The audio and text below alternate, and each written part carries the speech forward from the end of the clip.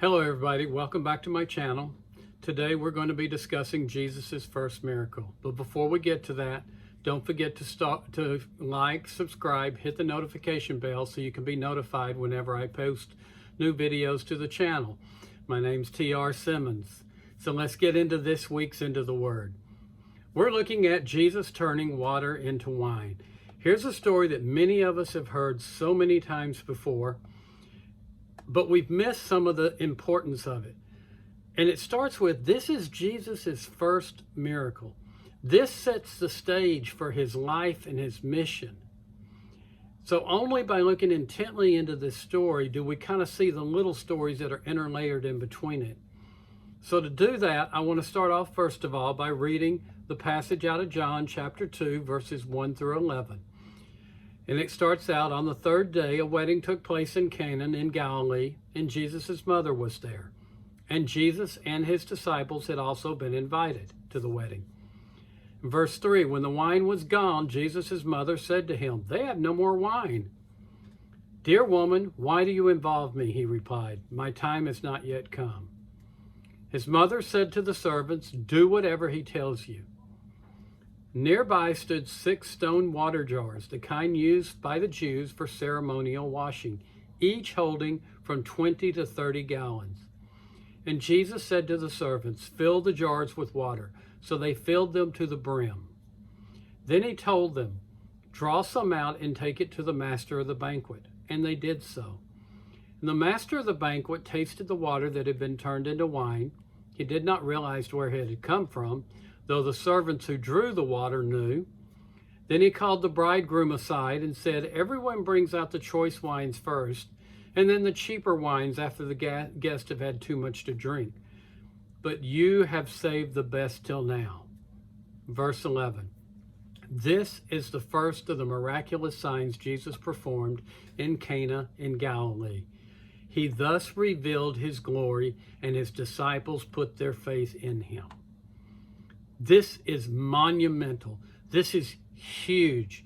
This is his first recorded miracle. And so to really understand what all is involved here, we're going to need to break this down.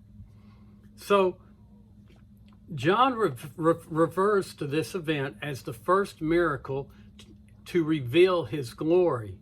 We need to keep that in mind. There's a deeper purpose here than what's going on. So it starts off, 3 days later, there's a wedding in Cana in Galilee. According to the Jewish Mishnah, a wedding would take place on Wednesday if the bride was a virgin, and on Thursday if she was a widow. So we know, taking place on Wednesday, the third day, this is a wedding of a virgin. Now, Jesus' mother, Mary, is there, and Jesus and his disciples were also invited. This tells us these are personal friends. The Bible lists 5 disciples, and then Jesus, John 1:35 through 49, and it seems that Mary had some kind of helping to do with the wedding feast. And whether it was in the organization, the planning, administrating, she was important to it. Perhaps she was friends with the young couple or their parents, or maybe she was even related. And then think about this. It says Mary was invited. Joseph, name's not there. Why? Joseph is already passed at this time.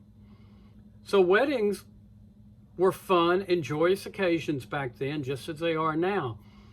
But in biblical times, weddings were huge celebrations that could last up to a week.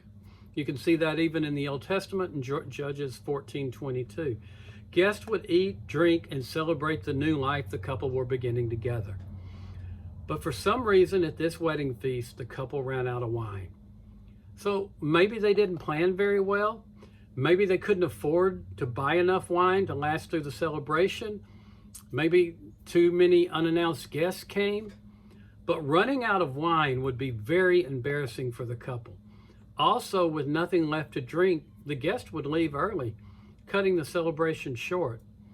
This would have caused a lifetime of disgrace and humiliation. It was horrible to offend a guest. Think about this in the Old Testament. Lot in Sodom was willing to offer his daughters to the townspeople so that his guest would not be dishonored. That's how big a deal it was. The fact that Jesus' mother brings it to his attention that they have run out of wine means that she must know this family quite well. Otherwise, what business of hers is it? So Jesus responds to her, and here we have our first area of confusion. By responding woman, we assume he's talking down to her. But this is kind of one of those examples of Western eyes looking into Eastern traditions. See, Jesus is not employing a new or unique expression when he refers to his mother as woman. Woman was a respectful address, used in the same sense as we would use, say, for example, the word ma'am now. However, it's not a customary expression for one's own mother. So most believe Jesus' statement was intended to establish polite distance. And then Jesus asked, "Why do you involve me?" This is not an offensive statement. He's simply stating, what does this have to do with me? Jesus is using this expression to ask Mary just what has caused her to think that this problem that she has identified as his problem as well as hers. Now, as his mother, she might think that she still has some authority over him. As her sovereign God, she has no authority. And the interesting thing is this expression is found a number of times in the Old Testament and in the New Testament. Judges 11:12, Judges 18:24, 2 Samuel 16:10, 19:23, 2 Kings 3:13, Chronicles 35. And then you also find it in Mark 5:7 and Luke 8:28. The expression is used in a way to distance two parties. A good example of it is in Judges 11:12, when the Ammonites come to do battle against Israel, and Jephthah is recruited as Israel's leader. He sends word to the king of Ammon, "What do you have against me?" Literally, what to me and you is there that you have come to fight me in this land? So then his next response, or part of that response, is, "My hour has not yet come." Some believe that he is saying, my hour for my revealing of who I am has not yet come. But Jesus used that phrase several times, my hour, the hour, to mean that hour of his sufferings and death. And he used this in this sense that it was not proper for him to work miracles yet in public, lest possibly the enemy seek to take his life before it was time. Because his public ministry and miracles would work together. They were proof for one another. So it seems in regard to this miracle, he chooses to do it in a private manner so that only a few principal people know about it. So Mary replies then, "Do what he tells you." Mary leaves the outcome in Jesus' hand and does not take no for an answer. She shows strong confidence or faith that he will handle the situation in the best way possible. So now we come to the miracle itself. Remember, this is his first one. It's extremely important to understand that to the fullest, to see everything that's being revealed here. First of all, we're going to go back a little bit. Jesus is attending with 5 of his disciples. That makes 6. That in Hebrew numerology is the number of man. They are attending a wedding and they run out of wine. Well, we know from the Old Testament, wine represents joy and God's grace. Deuteronomy 7, 1 through 13, Jeremiah 31, Isaiah 25, Joel 31, 18. If you think about it, unlike water, wine's not necessary for life. But it is a picture of God's good grace and concern for man's happiness. So now we get to the real plot or the meat of the story. And John's very specific to let us know what's going on here. John tells us there are 6, again, the number of man, purification stone jars, each holding between 20 and 30 gallons, stone jars. John tells us this. He tells us the size of them, and there's a reason for that. These are not the jars or the containers that would be used for the washing of hands and everyday washing of feet. These jars were reserved for ritual purposes, and there are enough of them, large enough to fill a Jewish immersion pool used for ceremonial purification. Keep that in mind. Contrary, like I said, they're not used for everyday cleaning. They're too big.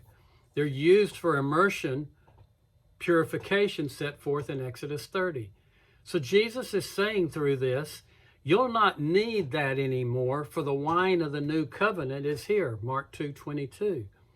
Another cool allusion out of this is John's gone out of his way to tell us that the wine is drawn from stone jars. So think about this. In this way, Jesus' miracle involves bringing forth wine from rock.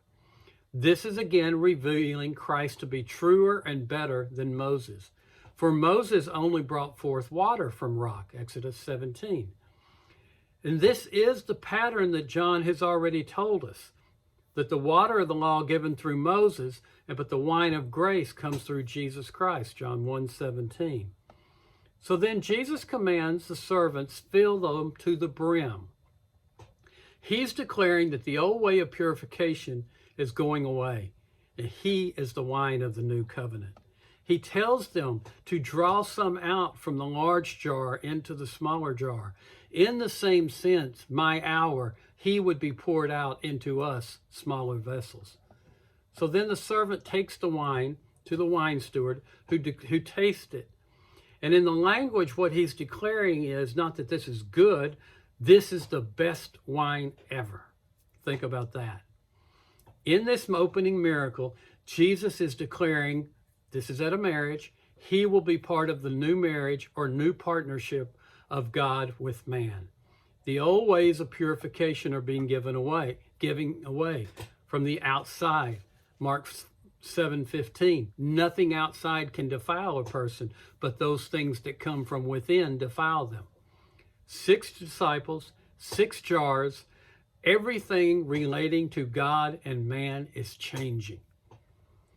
And then we come back to that third day. Now, we said earlier specifically what it entails, but here's something else. Close reading of the Bible suggests there's a significance to this detail. For a third day in biblical world frequently represents new birth or transition from old to new. It was on the third day that Abraham saw the place where the Lord provided, Genesis 22. It was on the third day when God met his people at Sinai, Exodus 19. It is on the third day when the Lord revives his fallen people in Hosea 6. And the third day when Jonah's life is brought up from the pit, Jonah 2:3-6. And even, get this, the third day of creation is when plants that make wine possible were first brought forth on the earth, Genesis 1:11. All this, and John's very deliberate to mention the time and the places of Jesus' first miracle, point to this. Christ's first miracle is anticipation of the third day of his resurrection, Luke 24, and the guarantee of that day when the ultimate wedding of Christ to his bride will be consummated with his return, Revelation 21. So here's something else to think about this in this first grand miracle. And sometimes I think we just read it and we kind of just bypass it. Oh, he turned water into wine. Think about this.